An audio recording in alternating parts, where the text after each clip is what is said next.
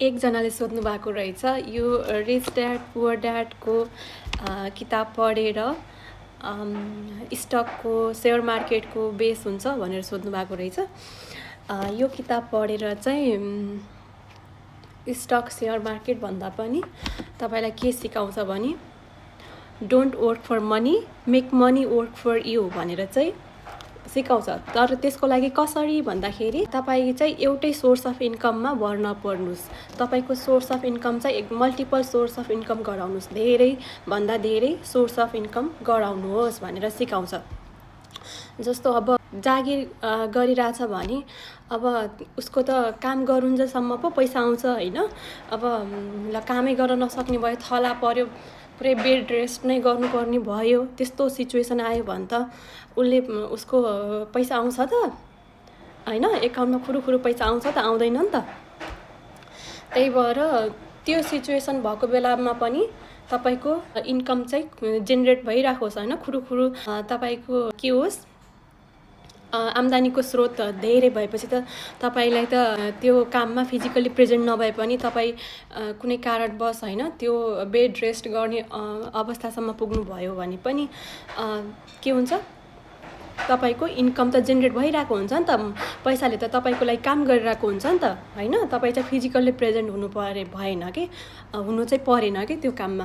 त्यही भएर multiple source of income गराउने, एउटै कुरामा चाहिँ डिपेन्ड नहुने।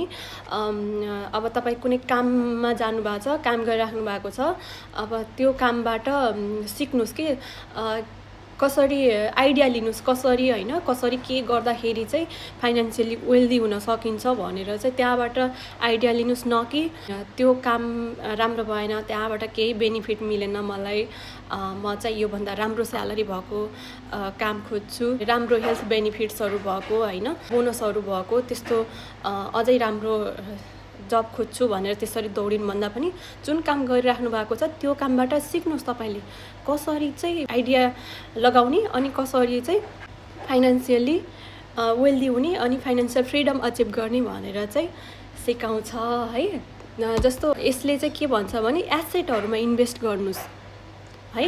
तपाईँले लायबिलिटी अक्वायर गर्ने होइन कि एसेट अक्वायर गर्नुहोस्। लायबिलिटी इन द सेन्स कस्तो भने चाहिँ अब तपाईँले घर किन्नुहुन्छ, गाडी किन्नुहुन्छ होइन, यस्तो यो इलेक्ट्रोनिक डिभाइसहरू किन्नुहुन्छ, मोबाइलहरू, यस्तो यस्तो चिजहरू। अब यो चिज भनेको के हो, तपाईँको लायबिलिटी हो, तपाईँको सम्पत्ति होइन कि के हो। लायबिलिटी भनेको ऋण होइन, ऋण जस्तै ऋण नै हो भनौँ न। अब त्यहाँबाट तपाईँको इन्कम जेनेरेट हुने होइन कि उल्टै तपाईँको पैसा चाहिँ गइरहेको हुन्छ। अब कस्तो भने चाहिँ अब तपाईँ घर किन्नुहुन्छ, अब त्यो घरबाट तपाईँको इन्कम जेनेरेट हुन्छ त, हुँदैन नि त। ल त्यो घर पनि कसरी गराउनुहुन्छ भने ब्याङ्कबाट लोन लिएर होइन, नातागोताबाट लोन लिएर होइन, साथीभाइकोबाट पुरै भरको लोन लिएर त्यो घर गराउनुहुन्छ। अनि त्यो लोन तिर्दा तिर्दै जिन्दगी बित्छ। त्यो होइन कि तपाईँले चाहिँ इन्भेस्ट गर्ने 5,000 इन्भेस्ट गरेर 1 करोड कसरी गराउने भनेर चाहिँ सिकाउँछ है। त्यो घरमा भरको लोन लिएर घर गराउने पैसाले त तपाईँले कुनै इन्कम जेनेरेट हुने कुरामा इन्भेस्ट गर्नुभयो भने त त्यहाँबाट तपाईँको इन्कम आइराख्ने भयो नि त होइन। अब इन्कम जेनेरेट हुने कुरा जस्तो कस्तो भने चाहिँ तपाईँले स्टकमा इन्भेस्ट गर्न सक्नुहुन्छ, जमिनहरूमा होइन, ल्यान्डहरूमा इन्भेस्ट गर्न सक्नुहुन्छ।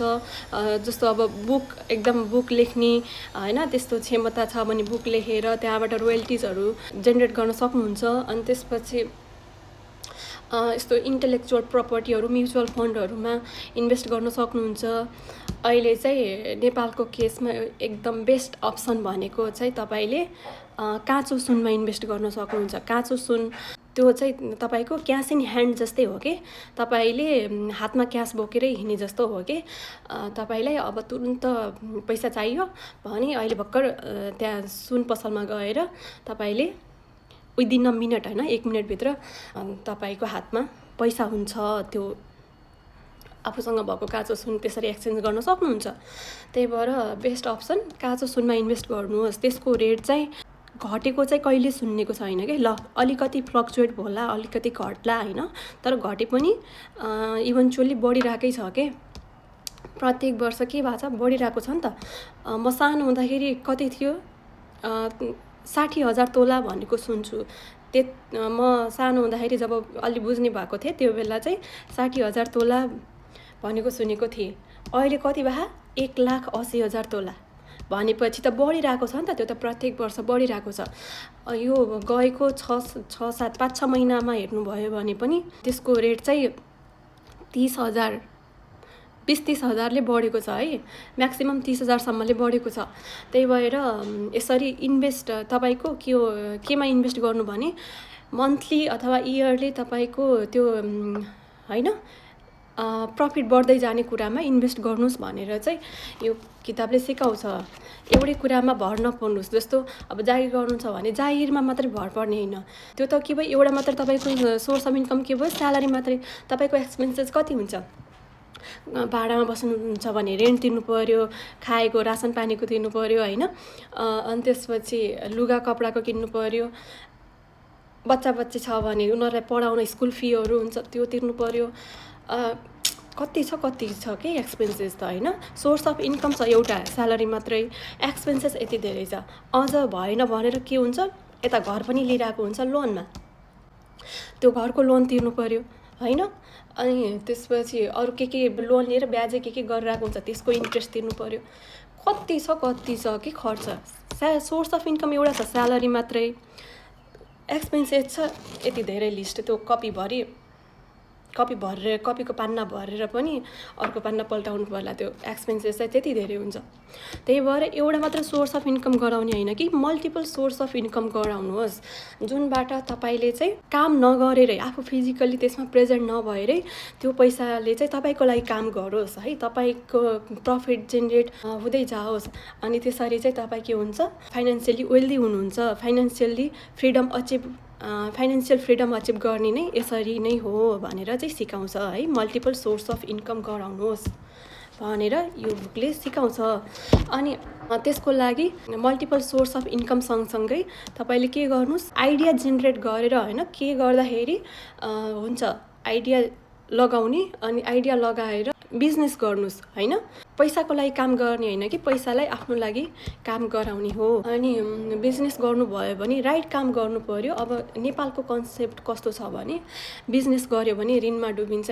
त्यो मलाई त दिदीले पनि सुनाइराख्नु भएको हुन्छ, हेर कान्छी बजारमा यति धेरै मान्छेहरू ऋणमा डुबिरहन् बिजनेसको चक्करमा लाएर भनेर मलाई डिमोटिभेट गरिराख्नु भएको हुन्छ।